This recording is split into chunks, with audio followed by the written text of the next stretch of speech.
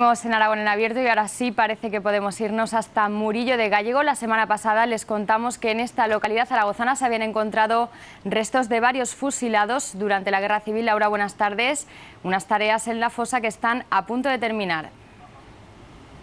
Buenas tardes, Ana. Como ves, el trabajo está muy avanzado.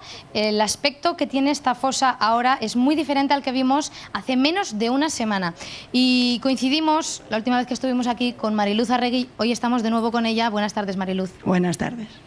Hace una semana nos dijiste que estabas muy contenta porque por fin sabían dónde podía estar tu padre, José Arregui. Sí. Me imagino que ahora ya te habrán dicho más o menos quién podría ser él. Me han dicho más o menos, pero yo lo localicé ayer por sus dimensiones. Es este. Es este. Porque el individuo número 4, ¿por qué se sabe que es él? Porque medía 1,93, porque tenía un cuello excesivamente largo, una columna larga, es un fémur prepotente, y porque nuestros descendientes, mis hijos y mis nietos, son exactamente muy altos. Pues Mariluz ya sabe con mucha probabilidad cuál podría ser su padre, lo tiene justo al lado además. Decías que te vas quitando poco a poco una mochila invisible. Sí, exactamente, me voy quitando poco a poco una mochila invisible que acabará cuando lo pueda poner con mi madre en el cementerio de Huesca. Y Toño Ubieto también es un familiar que además está aquí trabajando como ha hecho durante muchos días.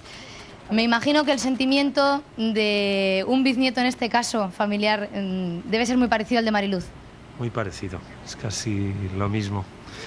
Es bastante tiempo esperando hacer esto e incluso dudando de si podríamos acabar de hacerlo, pero ahora estamos contentos, tristes de ver cómo los maltrataron en los últimos momentos, porque hay muchos daños, pero contentos de que muy pronto los vamos a sacar de aquí. Laura. Como ves, dime, Ana. ¿Y cuál es el siguiente paso? Porque decíamos que esos trabajos terminan ya.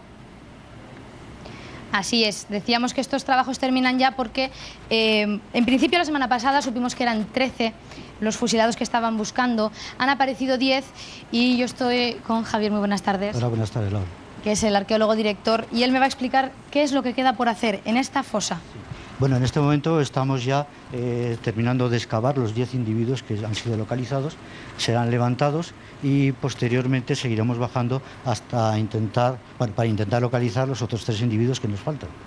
Como ves, Ana, este que estáis viendo es el primer individuo que tiraron a la fosa. ¿Por qué se puede saber esto, Javier? Bueno, por la disposición, porque el segundo individuo está apoyando sobre las piernas del primero, es decir, no cabe otra posibilidad que el número 2, haya sido echado posteriormente al número 1 y así sucesivamente vemos la secuencia, cómo han sido echados.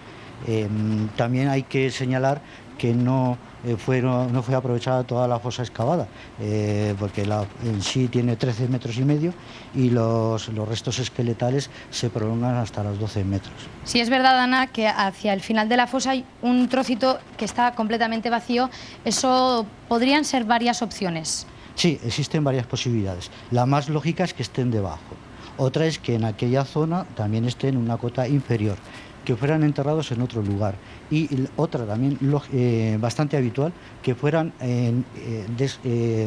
desenterrados en su día e inhumados en otro lugar por sus familiares más directos. No sería la primera vez que había ocurrido este caso. Pues, Ana, lo que hemos dicho es que el trabajo en esta fosa ya está prácticamente terminando. Ahora lo único que queda es sacarlos de aquí y mañana, con toda probabilidad, sean llevados hasta un laboratorio en San Sebastián para proceder al análisis y el estudio antropológico de ADN.